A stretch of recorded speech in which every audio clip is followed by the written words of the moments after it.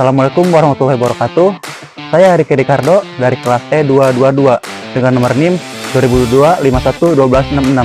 Di sini saya akan menjelaskan tentang studi kelayakan bisnis atau sering disebut juga dengan SKB. Mari kita simak bersama-sama.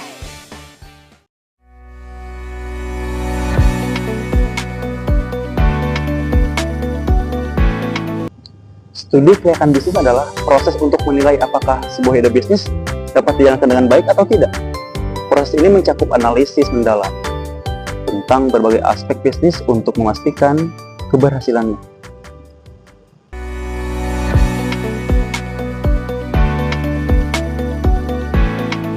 Ada banyak manfaat dari SKB.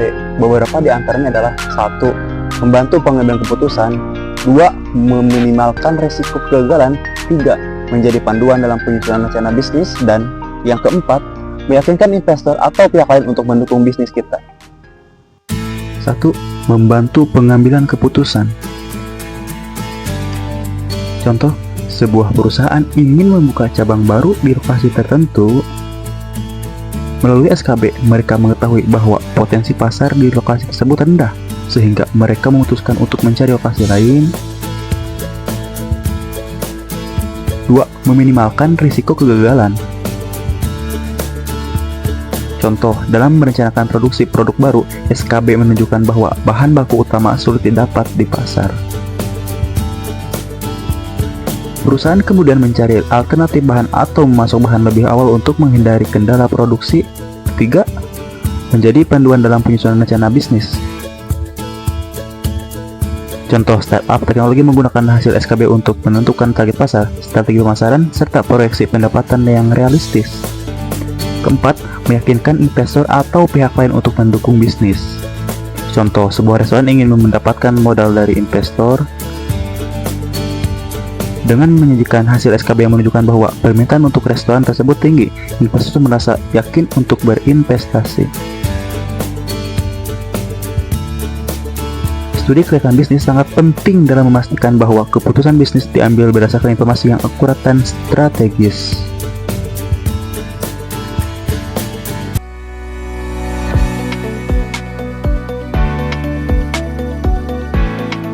Dalam studi kelayakan bisnis, ada beberapa aspek utama yang dianalisis, yaitu yang pertama, aspek pasar, menganalisis potensi pasar dan target konsumen. 2. Aspek teknis dan operasional, yaitu melihat kemampuan teknis dalam menjalankan bisnis. Ketiga, aspek keuangan, yang dimana menghitung biaya, pendapatan, dan keuntungan.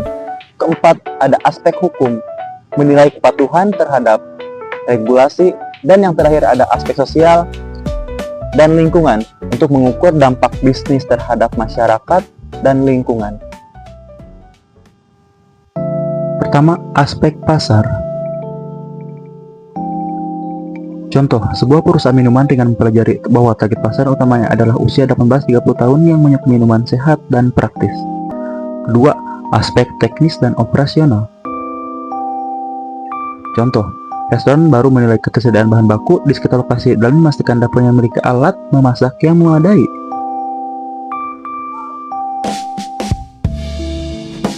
Tiga, aspek keuangan.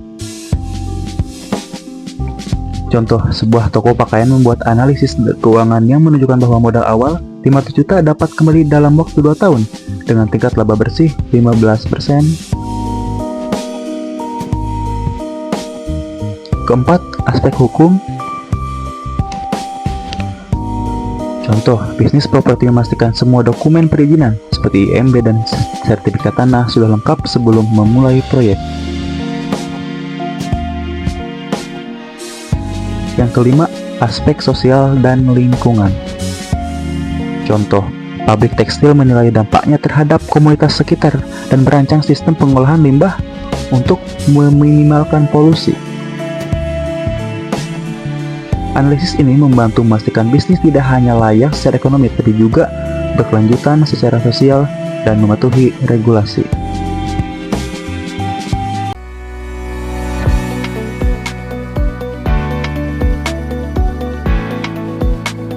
Setiap aspek memiliki pengaruh yang signifikan dalam menentukan kelayakan bisnis.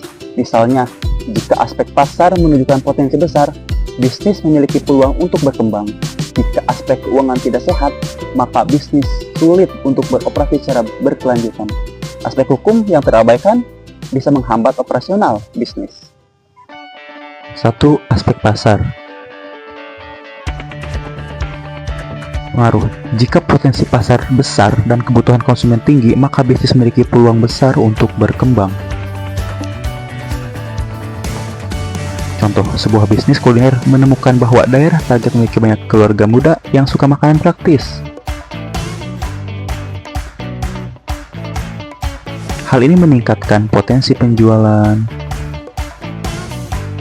2. Aspek keuangan. Pengaruh. Jika kondisi keuangan tidak sehat seperti proyeksi laba yang rendah atau modal tidak mencukupi, bisnis akan sulit berjalan dalam jangka panjang.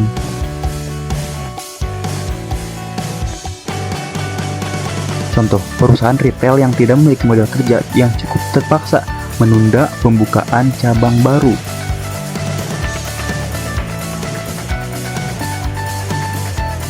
Tiga, aspek hukum.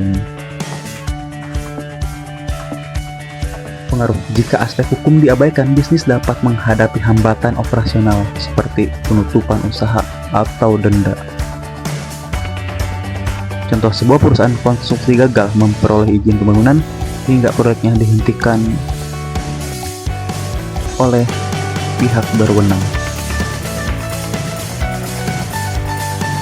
Setiap aspek harus diperhatikan caranya karena saling mempengaruhi berkelanjutan dan keberhasilan bisnis.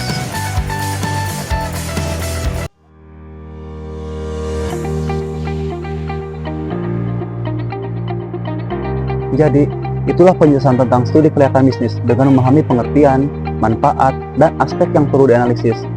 Kalian bisa membuat keputusan yang lebih baik dalam menjalankan bisnis. Terima kasih, itu saja yang bisa saya presentasikan dalam video kali ini. Saya Ricky Ricardo dari kelas E222. Terima kasih. Wassalamualaikum warahmatullahi wabarakatuh.